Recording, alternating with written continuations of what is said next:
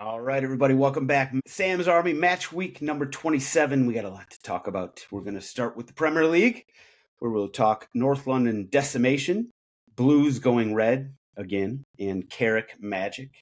Halftime will be a Champions League minnows related pop quiz. Rest of world, MLS week 1 roundup, and stoppage time with Ivan Toney's best bets and everyone's favorite segment GOAWs. Now, time to welcome in this week's panel of beauties. We got a party intro question, same question for each one of you. Start with Mr. Tyler Nathaniel Terrence, TNT. When you go to a casino, what is the first thing you want to play?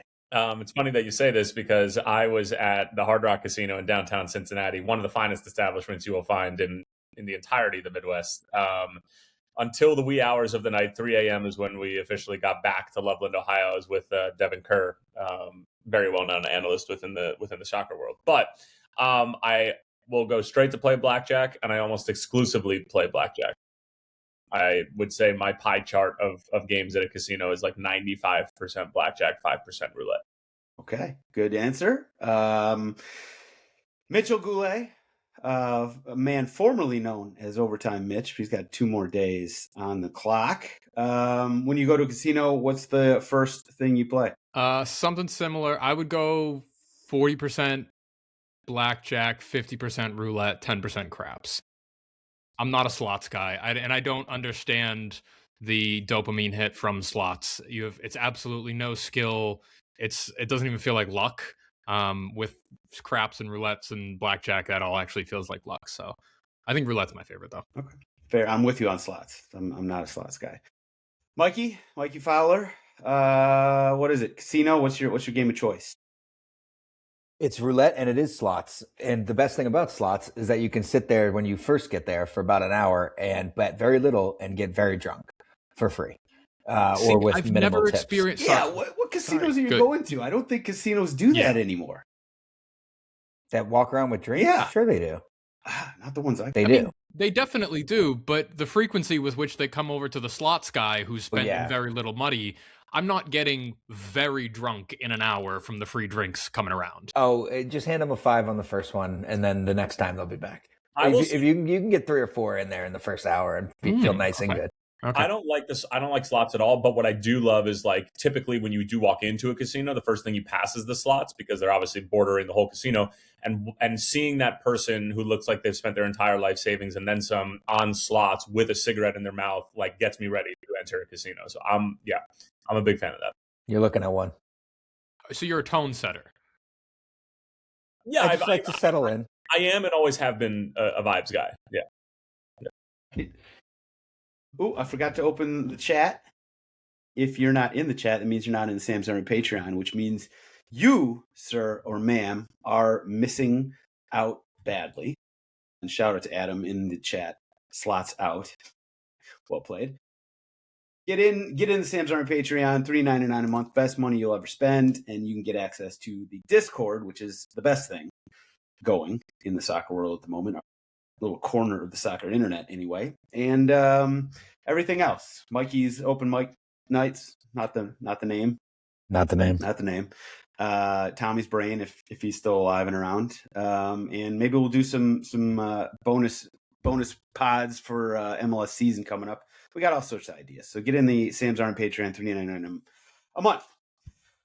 Okay, boys and girls, I guess we got to start where I really don't want to, but we really have to. The North London Derby, or as I said earlier, North London Decimation. So let's play a fun game. Let's power rank Arsenal's 4-1 ass whoopings of Tottenham this season. Mitch, you want to go first? How many have there been? 2. Yeah. I think this one was second. Earlier in the season was first. This one did not feel as comprehensive. That first half, you definitely had some chances, but we didn't feel like we were going to do what we did in the second half. And then once that game opened up, you knew chances were going to come thick and fast. Pause. So I like this one, and it allowed us to kind of find some footing against the lesser side. Mikey, what'd you think? Funnier the second time with any bad joke. I have to address the elephant in the room here, and that is the clip going around of one Declan Rice pointing to his head saying, "Everyone focus," and then giving it away right away. That was probably the worst moment of the two legs, but and probably the funniest, and all things considered, generational clip, honestly. So you did get that from this, but no, I'm going to take it a different angle and say that the 5 points you've picked up off City are my favorite part of your season thus far. That wasn't even close to the question, but I appreciate the reframing of it. Yeah. Do you think Eberechi was a waste of money? Just asking you. Yeah, I mean, I think he's horribly spent money. He's been terrible for you, but he's been absolutely insane against us. I don't understand it. I mean, it's literally Dr. Tottenham, distilled into 180 minutes. Like he was incredible the first time. He was incredible the second time. We even fixed Gyökeres this time around. So, there's nothing we can't do. Thank you. From a Dr. Tottenham perspective. I think the Eze thing is interesting because he performs against lesser sides. Like you saw him against Wigan. That's not even trying to be a shot. That's just a fact. He looked like the best player on the pitch against Wigan because he had time and space to operate, and he was picking out passes, and he could carry the ball, and he didn't really have to work off the ball. And the same was for this weekend, where he didn't really have to work off the ball. He was not pressing all that hard and had some time on the ball. That's it. I would love to see him get involved against a top 15 side, but I think he has time to figure that out. I don't think he's a waste of money. Jesus, how many backhanded? Just wanted to hear your thoughts, Sam. I really like everything you guys are doing. Thanks, Mikey. I appreciate that. I mean, big fan of your program. Yeah, this game really did. It just sort of. There was only one way that this was going to go a different way than a 4-1 loss for us. And that was if you guys didn't show up and if we somehow just had just a miracle performance under a new manager. Neither one of those happened. We did not show up and you guys did. And you guys are just a way better team than us right now. I'm not going to sit here and just keep beating the same horse, dead horse about injuries, but it's killing us. And Romero with his red card's also killing us. But we're just not a good team right now. So the players that we put out there are, the kind of team that should be in a relegation battle. Like we are where we belong right now, unfortunately. And, I was looking at the schedule. We got, 12 games left. We're in 16th place on 29 points. Jesus Christ. That chuckle came from the soul. Oh, boy. We are so bad. So basically, we got, if you look at the table, there's 4 teams. And there's 1 relegation. Stop trying to rationalize to yourself that you guys aren't getting relegated. Nobody wants to hear about that. Okay? I'm just actually framing the situation we're in, which is a bad one. No, Tyler, this is a real conversation now. What we really need to be talking about, is the fact that Gabriel is teaching a generation of defenders that diving is okay and that cheating is okay. That's what we need to be talking about. I think that is a fair point. I think that there should be a simulation committee, that reviews egregious acts of simulation, and you are given a yellow card retroactively that counts towards your every 5 that you get suspended after the 5th. And I think Gabriel should have been shown 3 for that one retroactively, because that is so beyond soft and so not indicative of a champion. And karma is a bitch, and I promise you it's coming back for him in a big way. Is that a threat? That is a big old flop. And is not how champions behave. It's just not. He has flown up my list of most hated Premier League players. He's definitely number 1 at this point. Like those fucking horse teeth, his flops, the fact he's actually a pretty good defender as well. I have nothing good to say about him. Actually, the only thing good I'll say, I do like that he likes to banter on social media after games. I kind of respect that. Other than that, I hate every single thing about him, especially those fucking horse teeth. But yeah, thank you for bringing that up, Tyler. Are we talking about as a positive and negative for you is very interesting. Are we talking about Bruno? I was talking about Gabriel. We can take it in any direction you want. But yes, that was incredibly soft by Gabriel. I didn't even really want to bring it up that much because the fact is that we were losing that game regardless, so it didn't change anything. But yeah, it sucked, and you could make an argument we would have been in the game, might have been 3-1 or 3-2, and then we would have played differently or something. I doubt it. I just think that we're not. Oh, that was to make it 2-2. Yeah. Was it 2-2? Okay, well, I still think we were going to lose that game. Yeah, but okay, fair point. We suck. We stink. I'd kind of like to jam on that a little more because I actually agree. I think simulation on either side of the ball is incredibly embarrassing, and I don't think it should be included in what we call the dark arts. Like there's a way that we talk about players who either waste time or creatively alter the game when they're ahead or draw it and are okay with a point. It's embarrassing at its core. Other sports, when that happens, the players are ridiculed by the fans and their peers. And in soccer, we've kind of just accepted that it's part of the game for a really long time. And when the best league in the world and arguably the best defender in that league is showing kids and adults alike that it's okay to play like that, that's embarrassing. And you're right, it's not indicative of a champion. That's not how I want my big, hard center back to play.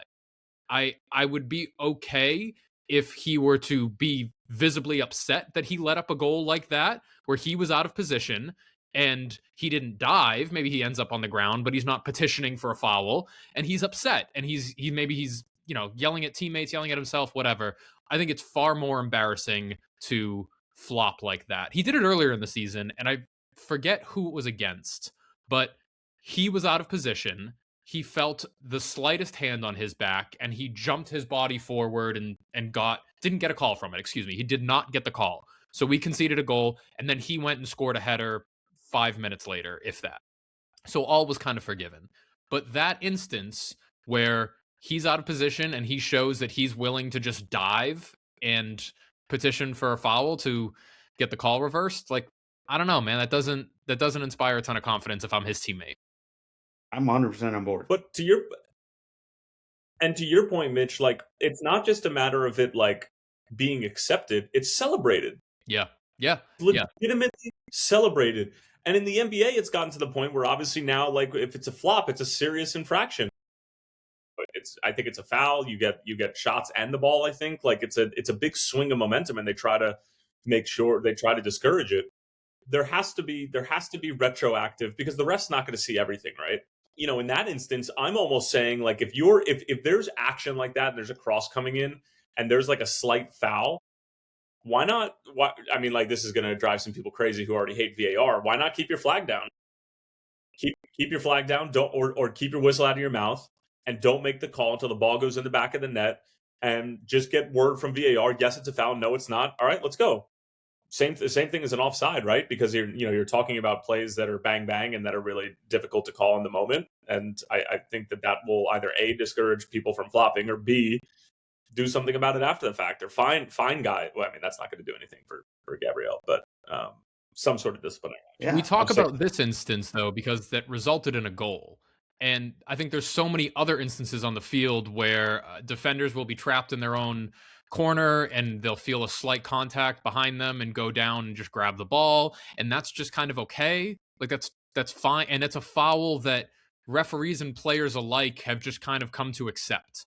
That if you are an attacker and a defender has their ball with their back to field and you touch them and they go down, it's a foul. Play's dead. It's a foul. Whatever press that you had that might have been on is dead.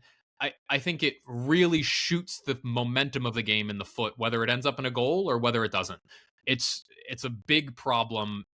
This particular play highlights it when it ends up in a goal or doesn't. But I think all over the field, like, something's got to change. It's ugly. I think we're all on board. You know, the devil's advocate perspective on, using VAR for diving is that it's so subjective and it's going to lead to a lot of fights and everything. But just the general sentiment, I completely am on board with. And I do agree that I feel like we've gotten to a point where it's just getting worse and worse and something has to be done. It's just, I don't know. All right. Anything else on the North London decimation? Going twice. Sold. All right. We're done with that. Wait, Oh, One last shit. thing. Damn. Dragusin might be the worst defender in the league. So bad. There's a reason I call him Dragon Ass. He's just bad. He's just not good. Everything about him. He actually played okay for the first 20 minutes. I was like, oh, okay. Maybe this is going to work out. A threat. Talking about the first 20 minutes in comparison to the rest of the 70 minutes, which in any Premier League would not be a good first 20 minutes. It's just stacked up against the rest of the Yeah, that's fair. And also the other 18 months that he's been playing for us, or however long he's been with us, it was like, oh, okay. He's just not good. Keep riding with him, though. When you pay, what do you pay for him? 35, 40 million, something around there? When you pay that money, you might as well just stick it out, right? You just got to keep rolling the dice. I hope it wasn't that much. It wasn't. It was at least 20. It was high. At least 25. I'll look that up while we're moving on. So the rest of the slate here, we had City beat Newcastle 2-1, Aston Villa and Leeds playing to a 1-1 draw. Liverpool pulling it out by the hair of their chinny chin chin, 1-0 over Forest. Some other ones, United just doing what they do, pulling out ugly results, 1-0 over Everton. Of those or any of the others, Tyler, what result stood out to you? Obviously, the Chelsea result, less than ideal for all of our blue supporters out there. Manchester United get it done again with Šeško. I think that the Liverpool result against Nottingham Forest, as far as the Champions League spots are concerned, is huge in the grand scheme of things, because that would have otherwise been a day in which Liverpool draw, Chelsea draw, and Manchester United win. Villa obviously are sliding into a situation where they're getting closer and closer to getting pulled into that battle, which I ultimately think that they're going to actually slip out, and they'll finish in sixth. Then Chelsea, Liverpool, and United will all end up qualifying for Champions League, in my humble opinion. But this was classic Liverpool, right? This was like the Liverpool that we knew from last year, where they didn't have their best stuff and they somehow managed to get 3 points, or at least the Liverpool from the first 5 games of the year. But to have the first goal chalked off for VAR, and then the actual game winner, it looked to everybody in the world that he was offside.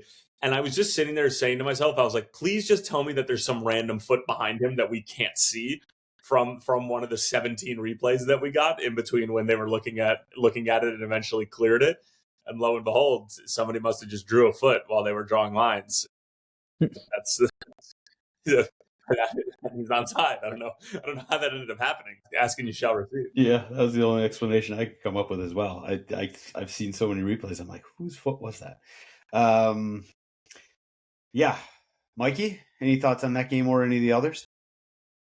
Yeah, everything the eye test was offside, so that's a crazy. That's an unbelievable. Yeah, crazy. I have a weird one for you. From January 30th to the end of last season, Aston Villa lost 7 Premier League matches to fall out of what can only be described as a pole position for a lot of the qualification.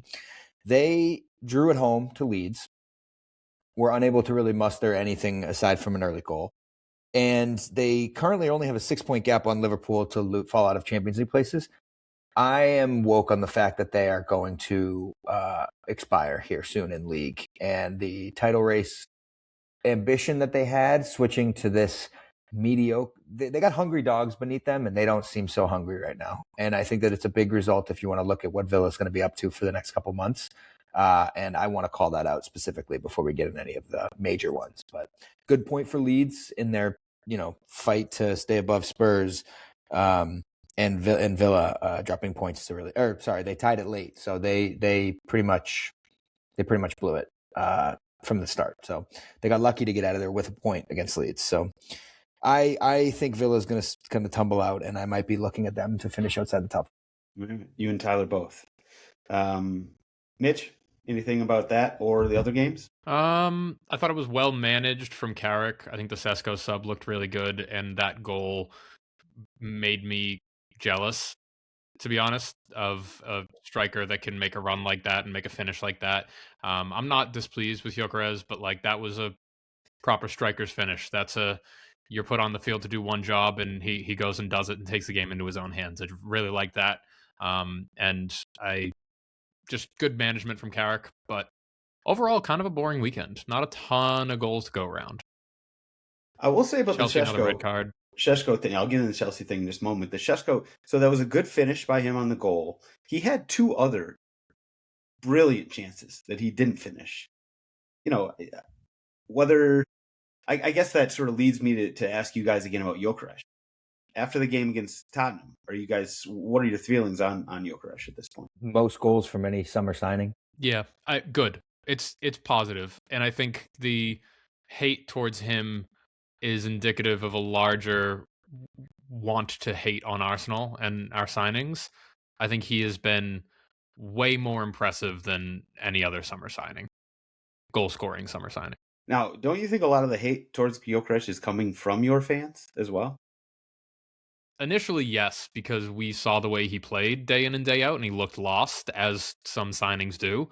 But he's found his footing. He and Eze actually look like they're able to play off each other now. And he kind of knows where he wants to be, and players that are tasked with getting him the ball have a better understanding of where he wants to be. He's grown into his role, and he's scoring goals while doing it. I have absolutely no problem with how he's progressing. I don't think anybody really expected him to step in and bag 10 goals in 10 games, but he's been great. I'm so happy with him. Now, it's interesting because, years ago, we used to give players like at least half a season, if not a full season, before you start like totally trashing them for not being able to play at this level. And now it's like you got to step in. I don't know if it's just because there's the transfer fees have gotten bigger and bigger, and everybody's like, if you're going to pay that much money, you got to be able to, perform immediately. Well, we're talking about a player coming into a side that was missing one real piece to be able to put it across the line. He's not coming to a team being asked to do anything other than score goals, and he's known as a goal scorer. So that's the metric that's going to be faced with. He doesn't have time to adjust. 3 straight second place finishes for Arsenal without a striker that has really dominated the charts, I think is a much different conversation than the other ones we're having about strikers at different clubs. And I don't think the comparison in any way is fair to just about anybody. Like Ekitike was not asked to do a job. Ekitike was immediately replaced in the same window. So I'm not really 100% sure that he was being asked to dominate a side and take them to where they need to go. So Gyökeres is almost on a different, or he is on a different scale than a lot of these guys. So it's a whole different conversation when you're talking about his evaluation versus others. Some other news and notes, as Mitch teased earlier, Chelsea is back in the red card column. So I actually had seen like a think piece written, I think it was The Athletic or somebody, maybe it was Daily Mail, who the hell knows. But they were basically giving Rosenior credit for, For what? For bringing Chelsea like a level of maturity that allowed them to avoid all these red cards. Because, obviously that was the whole story. What, because he wears glasses? I guess. Well, no, it was because they hadn't got any red cards, and probably because he was wearing glasses. And then immediately, first game after I saw that, actually 15 minutes, I think, after I saw that story, they got a red card in that game, although they still ended up winning. So good for that. Good for them. He's a goofy guy, man. I'm all in on him. I don't take him seriously at all. I think I hate to say it, maybe I'm profiling him, but he just seems emotional and kind of, ill-tempered and speaks in all these like cliches, and I can't stand the guy. I really don't think that he's going to be. I don't think he starts next season as Chelsea's manager. He's a little Mike McDaniels coded. Yeah, I don't think he's any good. You don't think he starts next year? There's going to be a high-profile person available, and they're going to get rid of Rosenior. Whoa! I don't think they'd like him either. I really don't. Is this the same guy who said that he's a manager, so what he's doing is manning? Yes. Like, that's this guy. He is Michael Scott, Jose Mourinho, and like Mr. Rogers all rolled into one. And I'll do you one better. I saw a tweet that eliminated his credibility to no fault of his own. Somebody was like, if you look closely at the glasses, there's no magnification. I think he wears them to look smarter, and I believe that 100%. He needed, and the worst for him was that highlight of him trying to control the ball that went off his shin and went. Another damning piece of evidence. It really is. Can't be doing that. It's just like what's the Thomas Frank walking around with a goddamn Arsenal cup? It's just. Stupid. I'm anti him, and I think he's not long for this Premier League experience. Other news and notes: Tyler Adams is back for Bournemouth. That was good to see. Unfortunately, that was pretty much the only thing worth discussing about that 0-0 draw with West Ham. Yeah, Shitty watch red the card. whole fucking thing. I did too. Want those 90 minutes back. Shitty red card in the Wolves game, by the way. Terrible.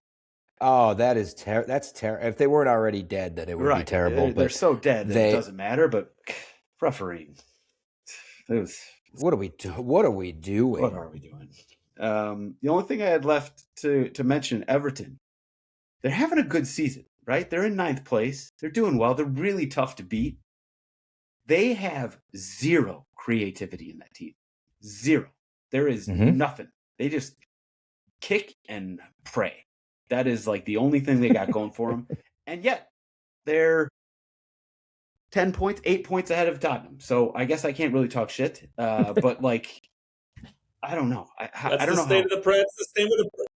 It's the state of the Premier League this year. If you can be a kick and pray team and you can avoid relegation and, theoretically be in the same league as Arsenal, who's going to win the league, and they just do that better than most people do. Fair shout, as long as you get some center backs back there, like Tarkowski having a great season, Jimmy Gardner. They got some players. I would like to see Tarkowski on a real team at some point in time, but I'm sure that's not going to happen. I don't think. You mean Real Madrid's James Garner? Soon enough. I love James Garner. I know you. I think he's going to be great. You do love him. All right, we'll leave it at that. As I said, we're down to officially a 4-team battle for one slot in the relegation sense. We got Leeds on 31, Spurs on 29, Forest on 27, and West Ham on 25. 12 games to play. This is going to be no fun at all. So hopefully we can still win a game or two in the Champions League to keep our season at least worth watching. We'll leave it there, though. Some quick shout-outs to FPL winners and losers, or risers and fallers, I should say. Adam F. Not appreciating your compliment, by the way, Tyler. Everton. Yeah. All right, so who we got in the Sam's Army Council of Elders? No surprise there. Mikey's still up top by like 200 points. Mitch is in 2nd place. Not bad. Tommy in 3rd. You didn't listen to me when I said this. I said you guys weren't going to come close. We're really not going to. We're not going to catch you. Not even going to get within 200 probably. I'm in 4th and Tyler's in 5th. Sam's Army Discord sickos. Mikey, of course, in top. Dave K has moved into 2nd place. Mo Kudos, Mo Problems. Matthew Perry is in 3rd. Dalton Kemper's in 4th. And Ice Cold Chillers. Jamie Fryer is in 5th. Now, Sam's Army Podcast coming for me, Dalton. League, finally, somebody's ahead of Mikey. Anna Cortez, Luke McCulloch, Mikey's best friend. No, that's Thomas Seneff. Sorry, Thomas Seneff is in 2nd. Chic Servants. Shane Dunn moved up in that. Is in 3rd. James Beam is in 4th. And Ryan Nolan is in 5th. Where are you? You're down in 8th. That's embarrassing. 8th. I was in 9th last week, asshole. Just kidding. These guys are pretty good. Sorry, I can't beat them by 200 points like you pipsqueaks. Fair point. Weekend preview. All right. So let's look at the games we got coming up this weekend. Some of the highlights / lowlights. Arsenal and Chelsea in a London derby that actually involves two teams that are good, or at least kind of good, on Sunday. I said all that before we play them, didn't I? You did. Yeah. You did. You talked a lot of shit about Liam Rosenior right before the derby. Leeds host City on Saturday. Bournemouth hosts Sunderland on Saturday. And at this point, every Spurs game is kind of must watch just for train wreck status. But we're going another London derby. We're going to Fulham. Mitch, what game are you going to be watching this weekend? Let's talk about Leeds City. Why I'm crafting my best bets right now. Why are Manchester City minus 150? Why is that? You saying it should be more? I'm saying it should be way more. I know Leeds are playing well and are able to get points off of big teams, but why is that how it is? At Ellen Road, solo kickoff on Saturday night. Place is going to be explosive. They're hard to break down there. And the last time they played, City had that miracle Foden last gasp winner in the 91st. Oh, yeah. So in Manchester. So minus 150 is probably good value for the best team in the league form wise. But that's Leeds. This is the season right here for them. This is like they're going to put everything behind this. So. Okay, love that. That might play a factor into my best bets later this evening. Yeah, I don't know. I would just selfishly love for Leeds to take points off of City. I'm going to be interested in Newcastle Everton as well because of the Everton kind of props that we were giving earlier. I do think they have a semblance of a good team and can go get results, but interesting. All right. Tyler, what game are you looking at? Fixtures kind of stink outside of that game and Arsenal Chelsea, to be completely honest. But I mean, it's got to be Arsenal and Chelsea, right? I was like thinking about this last night while I was tossing and turning, contemplating what it means to be alive. But I mean, I guess I'm rooting for a draw. I don't really want Chelsea to win, but at the same time, I definitely don't want Arsenal to win. And so I'm just kind of toying with how I feel about this game. And I just want inch by inch, little by little for this gap to get closer and closer with City and Arsenal. And I think that this is another test for Arsenal at home against a Chelsea team that's very capable, particularly against a team that is going to want to try to pin them back and have the ball. Like I like Chelsea, despite their manager who has 20/20 vision but still uses glasses to get correct out of this game. Especially immediately after Mikey just talked a lot of shit about Rosenior. Perfect time for this game. I will point out the Fulham Spurs game. We're not at must win, status right now, but we are at like. No, you guys are fine. Yeah, you guys are fine. No, we're not fine. We are not fine. We're not even good. But we're at a must perform game. Like we have to see something. We have to see something from this team this weekend after we just got our ass. We don't have to. Have to. No, have to. we don't have to. We don't have. If we don't see something, I will take my concern You'll level. do nothing. My concern level, which is kind of modest right now. I do think that we should be able to climb out of our, not climb out, but I do think we should avoid relegation. If we don't show us something in this game, I will be legitimately scared that we're going to get relegated this season. Like I just think this game, I need to see something from this team in Tudor's second game. You will have had him for 2 weeks. This is important. This is actually an important game. Honestly, though, looking at it from a different angle, if you guys do get relegated, I think that there's a lot of money to be made by doing a Tottenham Hotspur Till I Die type documentary that you obviously will not be getting from any sort of Champions League qualification or anything of the sort. But I think it would be fascinating stuff. Popcorn box office, club goes to Champions League final, gets relegated again. I think that there's a lot of money to be had there. I appreciate the thought. I can't even let that cross my mind right now. I can't even think about the sadness that would entail. I just had secondary hand sadness from experiencing the Sunderland experience through a friend. Like to actually see Tottenham go through that. Declan's Dave. Shout out Declan's Dave. All right, we'll move on. Halftime. All right, so we got a pop quiz here, boys and girls. As I said, Champions League minnows related pop quiz.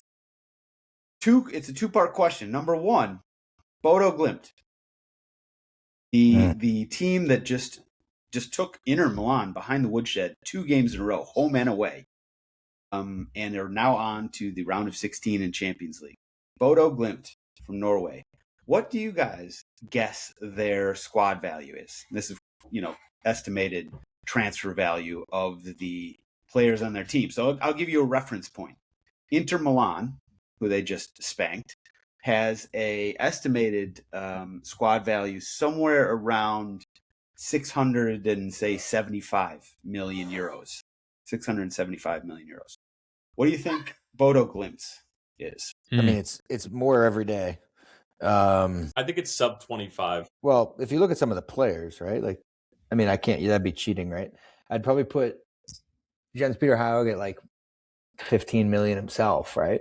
Like an AC Milan guy has been transferred before. I'd probably. He hasn't been AC Milan guy in years. Forever. Like, yeah. I think 20. No, I like Adam F's guess 29 in the chat. I'm going to go a little bit higher, and I think it probably doubled today. But I would say I'd probably go 30, 35. 23 and a half. I'm going to go even lower because of the shock value. I'm going to go 18. I was leaning toward the teens initially, and I was like, it's too low. Yeah, I think it's really top heavy with like Warthog there and Jans-Peter Haug, and then everybody else is like in the like 200 or 300 hundreds of thousands range. Yeah. All right, interesting guesses. They're all too low. Now, I did look this up after the second leg of the Inter game, so it could have jumped. They could have just like added 15 million to like 2 different players or something. But according to now traces Transfer Market, it's almost 60 million euros or so right now. 60 million. Alex. Now, second part of this question: where would that put them in the English pyramid?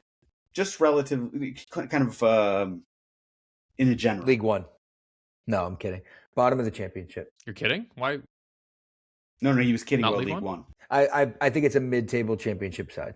There are teams spending 20 million pounds on players in the championship. So I would put it in. I think that really is just Wrexham and maybe Coventry, but mid-table. Okay. Not in the top 6, not in the playoff positions of the championship. Sure. Like get some cosigns on that. Actually, I don't think League One is crazy. Is that? Am I way off base here? I think 60 million. 60 million. Well, it's also based upon like this imaginary transfer number value, that they potentially could go for that very well may not. Yeah. I guess League One's not. Yeah, League One's maybe not that crazy. Okay. But I still like bottom half of the championship. I think that's 17th in the championship. I'll accept pretty much all you guys' answers, really. I think if they're basically, yes, in the 15th to 17th, 18th kind of range of the championship. So the top squad value in League One is Luton Town, by the way, who just got knocked down from the championship. They're 29 million. I think everybody else in League One is a fair bit below that. But anyway, good job, guys. You guys were pretty good on that one. I won. I will say you will give you the first one, and Mitch/Tyler the second one. So you guys, everybody wins. We're all winners here, except for Tottenham. All right, round the world. Everyone gets MLS kicked off this weekend. Let's get. Wow. Do we have the Minuteman? Is the Minuteman ready to give us his all he's got?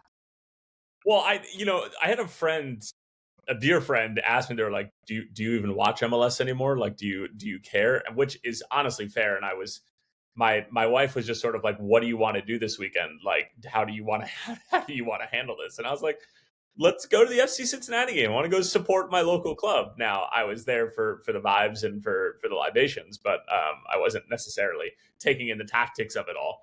And I was really just basically berating FC Cincinnati for the performance for the first 20 minutes. But anyway, yes, I am very much alive and well, and I paid attention, and I'm informed, and this is my job. So I guess it's not my job, but it's my job to be informed about soccer in general. So I'm ready to go.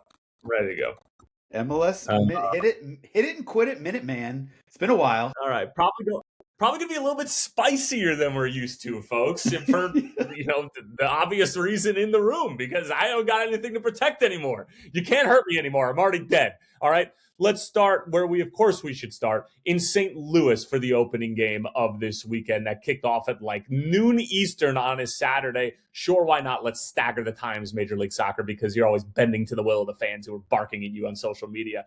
Anyway, 1-1 is the final score from Energizer Park. Probably fair and probably going to be two sides that nobody's really keeping tabs on over the course of the season. Let's head over to TQL Stadium on the west end of Cincinnati, where Kevin Denke and company were able to get the win by a score of 2-0 against Emmanuel Latela and Tata Martino. Two sides who really didn't do much in the offseason are sticking to go with continuity. And for Atlanta and for a team that didn't qualify for the postseason, that's a bold move, Cotton. Let's see if it pays off. Kevin Denke and Nick Haglund are your goal scorers.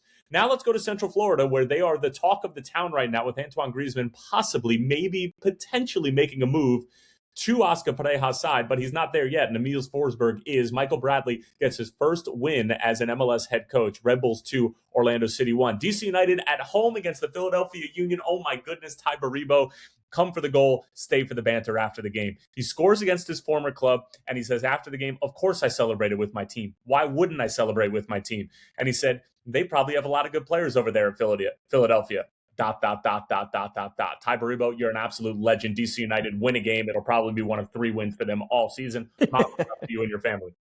Vancouver Whitecaps get it done 1-0 over RSL. Not a pretty game by any stretch of the imagination, but for a team that potentially might not be in Vancouver next season, they'll take anything that they can get right now. I'm sorry, but I said it. Austin FC 2, Minnesota United 2. Austin made a lot of changes. They picked up some good pieces, including one from Minnesota United and Joseph Rosales. No James Rodriguez in this game. He's potentially going to make his debut this weekend because everybody expected James Rodriguez, the kid from Colombia, to be playing in frigid temperatures in St. Paul, Minnesota. That all makes sense. They both settled for a point on opening weekend. FC Dallas 3, Toronto 2. I don't foresee either one of these teams being relevant this year, so they had a lot of fun and they scored some goals and hopefully had them on the overtrain. Houston Dynamo at home against the Chicago Fire, kind of a revamp to Hector Herrera, reintroduced to the Houston Dynamo. Don't really know what to make of it. A lot of hype coming in about Chicago, but you know what that happens, folks, is when you start to, big up the Chicago Fire a little bit, they're going to big up, let you down, and that's exactly what happened. Houston Dynamo 2, Chicago Fire 1.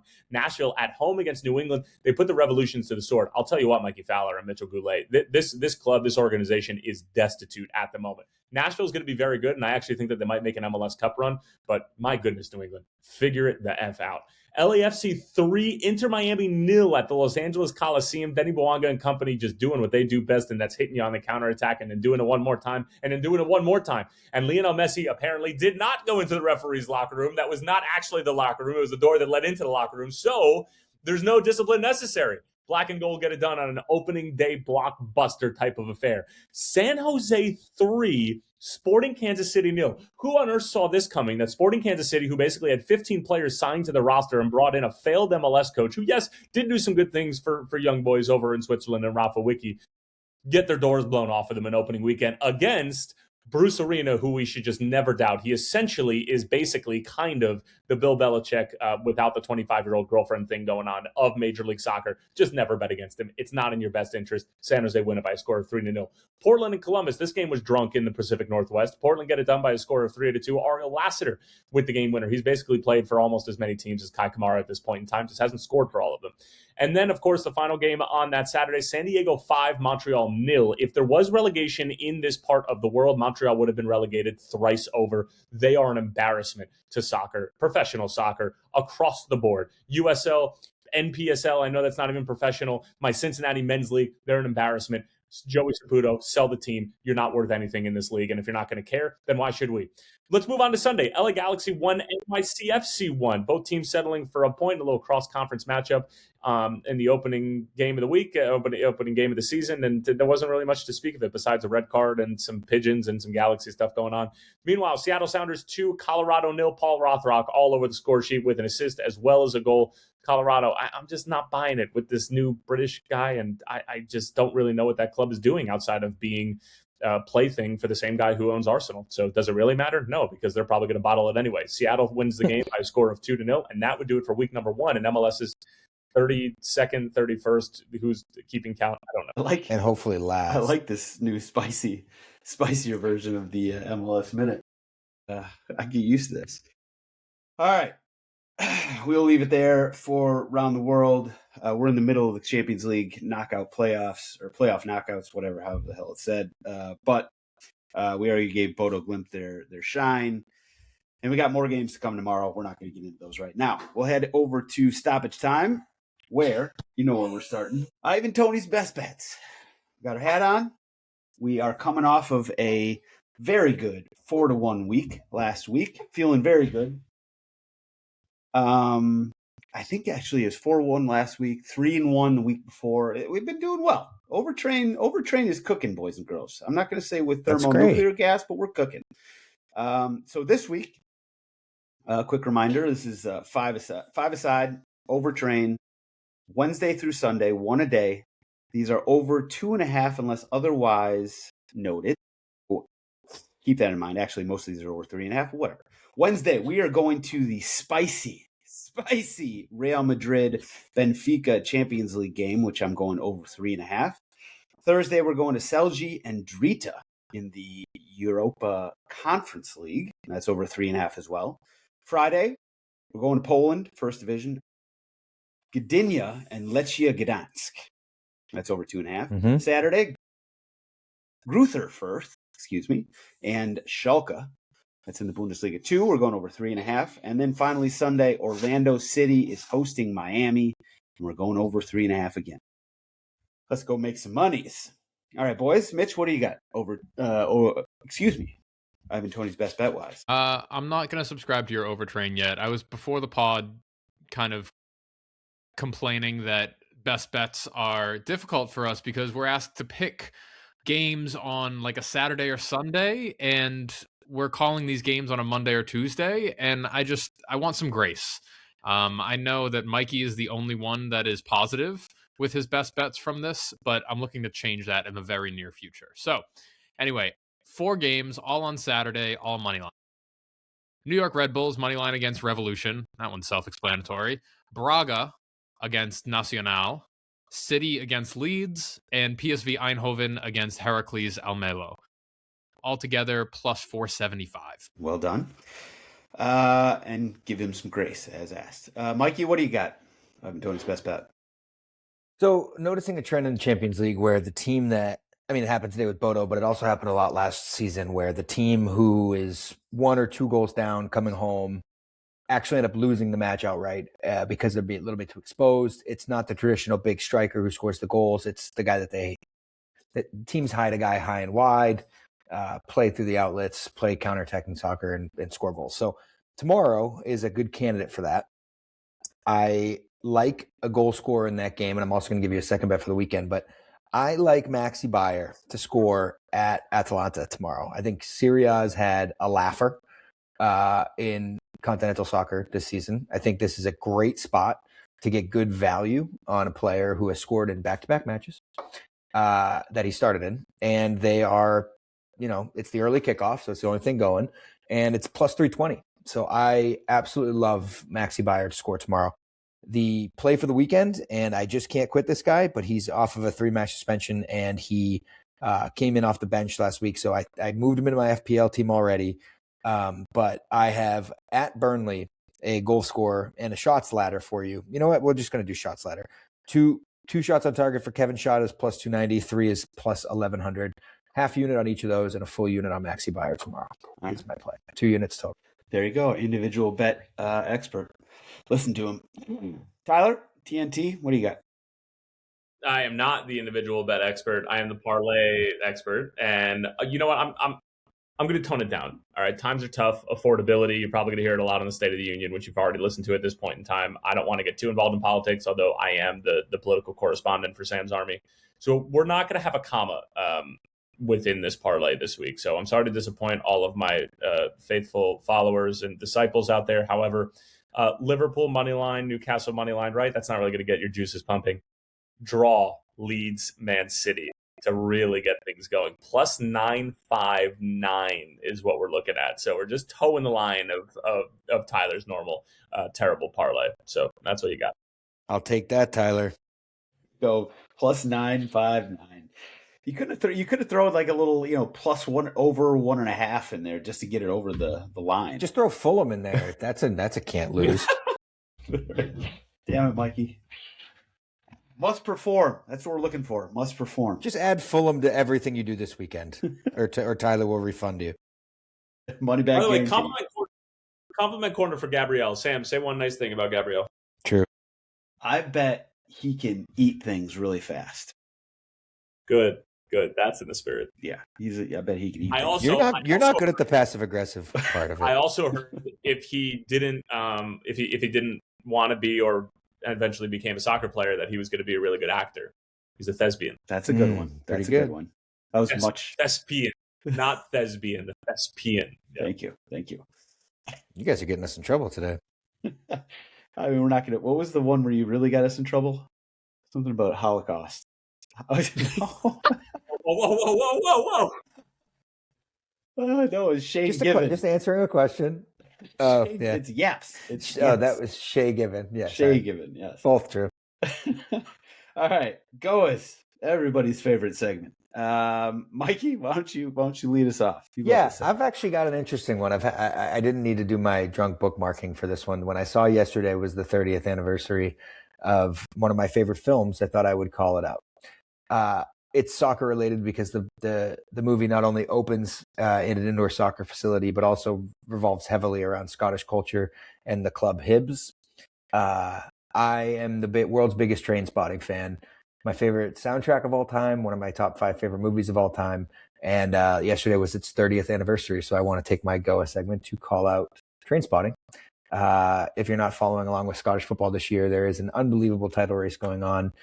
30th anniversary of that movie. I urge anybody to go watch it if they haven't. It's not a fun watch, so don't go into it thinking it's going to be all fun. But Train Spotting has not only dominated my short form video content, they've learned that I like and watch every one of the Train Spotting clips that's mentioned, so that I get them endlessly now. But that movie celebrated a big milestone this week. So shout out Train Spotting. You loving Train Spotting is so on brand. I've never even heard you say something more Mikey-esque than you loving the most depressing, not the most depressing, but a rather sort of depressing movie, which is funny as well. Buy the soundtrack if you have any money left over after all of our terrible bets. All right, good shout. Tyler, what do you got goes wise? I don't want to get political. Yes. But I will say that the fan fests that are going to either occur or potentially not occur in respective cities for the World Cup are now in the hands of our federal government, because the money that they're receiving for these fan fests is directly, and why wouldn't it, coming out of FEMA, which is basically the federal emergency reserve stockpile. So somehow the FIFA World Cup fan fests that are going to be happening this summer, which are really going to be the epicenters of the action for these games, right? Because not everybody's going to be able to afford to get in the game, and like being a part of those fan fests is going to be like one of the cooler things that you're going to be able to do during the World Cup. So somehow this basically all got connected with the federal government of the United States, that they're responsible for providing the funding to be able to address whatever that's going to be required financially for all of these cities across the United States. And apparently there's like a 30-day deadline that has basically gone into effect, that if these cities don't get their money in that amount of time, then they're not going to be able to execute on the fan fest. So now we're on the clock for some of the best things to potentially experience at the World Cup that are now in the hands of the federal government. So there you go. Fun times. But as our geopolitical correspondent, I trust you to handle it with grace and diplomacy as you did. So well done. Mitchell, go. What do you got? I got 2. Firstly, it is Borussia Dortmund's U15 team, who was in town for a tournament and attended a Ivy League basketball game. It was Cornell versus Penn, and they were behind the net just getting rowdy as shit. They loved every second of it, even though it was just mid-major college basketball. There's videos of them like causing Cornell to miss free throws and just getting active. They were the loudest people in that arena. And I love that they're, bringing their wall culture over here. That's good stuff. And we need more of that. And then my second one is a little more genuine. It is anybody who's ever rocked with me on Overtime FC over the years. I've been doing this for 8 years under the Overtime umbrella, 10 years total, creating soccer content. And it was kind of crazy. I made a career out of it, and I wouldn't have made a career out of it if it weren't for people that have watched, liked, shared, engaged with it. And that's all you guys that listen. So deeply appreciate every single one of you. You guys are the reason that I continue to have a job and continue to make soccer content, and kind of shaped my love of the game to what it is now, which is a lot different than what it looked like 10 years ago. But I'm really happy that my path in this game has taken me to where it has, and I'm looking forward to where it's going. So hopefully you guys are still a part of that for years to come, but I really appreciate everybody who has loved Overtime FC or hated Overtime FC over the years. Good shout and congratulations. Great run. You did good things, and I'm sure there's more good things to come. So everybody stay tuned for Mitch and his creativity and his skills in the soccer creation content world. All right. Quickly, mine. I had Bodo Glimt written down, but we've already talked about giving them enough flowers. Just a hell of a run by them. Timbers Army deserves a shout out for their tifo. Great tifo in week 1. Execution of the tape we'll work on that. But the tifo itself was top notch. Shout out to Jack Wheelchair, former Arsenal gasbag, who is currently the manager of Luton Town. Yes, the same Luton Town that was in the Premier League 2 seasons ago. They're now, after a Sunderland-esque double relegation, in League One at the moment, and I think they're somewhere in mid-table. And he was getting jeered after they basically drew with 20th place Burton Albion, and he wanted to go after fans. So that was fun. But I'm going to actually give my GOA to a Cologne fan. I don't know how you pronounce it. Cologne?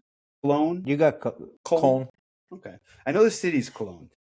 So Cologne, this fan who proposed to his boyfriend a few weeks ago on German TV. It was right before a Cologne game. And everybody was like, kind of giving him some love and this is cool and everything. Things took a really wild turn after that. Like, it came out, so once he sort of blew up on social media, it came out that he owed money to a bunch of people who really wanted that money. And it turns out he just wasn't maybe the greatest guy in the world. And, it just went south. So that's the type of GOA. It's the best and the worst of things, and so we'll put it together, and that's my GOA. I actually don't even know his name, but the Cologne. Oh, actually, Pascal Kaiser. That's a hell of a name, by the way. Pascal Kaiser. It's a good name. His name. Great strong name. Very strong. All right, boys. Mitch, Tyler, Mikey, you guys are the best. Everybody in the Sam's Army Discord, including Charlie Collins 689, who just popped up. Shout out Army. Hi from Dortmund. Oh, hello. What's up, Collie? Charlie Collins. If you're not on the Sam's Army Discord, get in the Discord and you get in the live chat via the Sam's Army Patreon. And we'll be back. Bigger, better, maybe faster, stronger next week. See you guys then. Under the Hour.